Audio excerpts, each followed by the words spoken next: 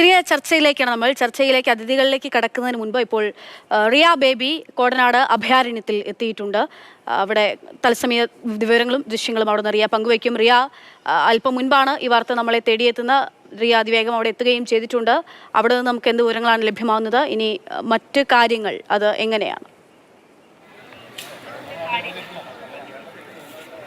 അക്ഷയ, സംഭവവുമായി ബന്ധപ്പെട്ട് നടപടിക്രമങ്ങളൊക്കെ ഫോറസ്റ്റ് ഉദ്യോഗസ്ഥർ DFO നടത്തിയ ദൗത്യവുമായി ബന്ധപ്പെട്ട് ആദ്യം മുതലൊപ്പം ഉണ്ടായിരുന്ന വാഴച്ചാൽ DFO ലക്ഷ്മി ആർ, അതോടൊപ്പം തന്നെ RFO അടക്കമുള്ള ഉദ്യോഗസ്ഥർ കോടനാട് അഭയാരണ്യത്തിലെത്തിയിട്ടുണ്ട്. ഇതിന്റെ അപ്പുറത്തേക്ക് മാധ്യമങ്ങൾക്ക് നിലവിൽ പ്രവേശനമില്ല. ഇതിന്റെ നടപടിക്രമങ്ങളുമായി ബന്ധപ്പെട്ട കാര്യങ്ങൾ മുന്നോട്ട് കൊണ്ടുപോവുകയാണ് എന്നതാണ് അല്പസമയം മുമ്പ് DFO അടക്കം പ്രതികരിച്ചത്. അതുകൊണ്ട് തന്നെ മാധ്യമ പ്രവർത്തകരെ അടക്കം ഇവിടെ നിർത്തുകയും മറ്റു നടപടിക്രമങ്ങൾ അകത്ത് പുരോഗമിക്കുകയും ചെയ്യുകയാണ്.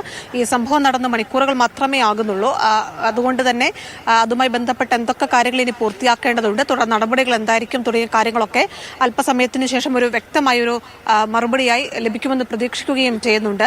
എന്തായാലും വലിയ പ്രതീക്ഷയുണ്ടായിരുന്നു. കാരണം അതിരപ്പള്ളിയിൽ നിന്ന്, വെറ്റിലപ്പാറയിൽ നിന്ന് കൊമ്പനെ ചികിത്സയുമായി ബന്ധപ്പെട്ട് ഇവിടേക്ക് എത്തിച്ചപ്പോൾ മുതൽ ഒരു വലിയ മെഡിക്കൽ പ്ലാൻ, ഒരു ചികിത്സാ പ്ലാൻ സംസ്ഥാന സർക്കാർ പ്ലാൻ ചെയ്തതാണ്. അതുമായി ബന്ധപ്പെട്ട് വിദഗ്ധ സംഘത്തെ നിയോഗിച്ചതാണ്. ഡോക്ടർമാരടക്കം ഇവിടെ കേന്ദ്രീകരിച്ച് ഇവിടെ തുടർന്നുകൊണ്ട് ചികിത്സ മുന്നോട്ട് പോകുന്നതിനിടയിലാണ് ഇങ്ങനൊരു സംഭവം ഉണ്ടാകുന്നത്, കൊമ്പൻ ചെരിയുന്നത്.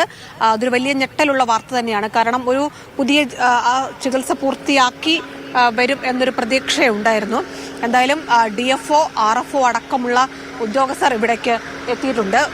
ഇപ്പോൾ ഇതുമായി ബന്ധപ്പെട്ട് ഏത് തരത്തിലാകും മാഡം, എന്താണ് അകത്തുള്ള? ഞാൻ അങ്ങോട്ട് പോയിട്ടില്ല. എന്താണ് നടപടിക്രമങ്ങൾ? ഇതുമായി നടപടിക്രമങ്ങള് ഡോക്ടർ ഉണ്ടല്ലോ, ഡോക്ടർ പറയും കാര്യങ്ങൾ. പിന്നെ ഇവിടുത്തെ AC കൊണ്ട് അവർ പറയും. ഞാൻ മറ്റൊരു കാര്യത്തിന് വേണ്ടി വന്നതാണ്.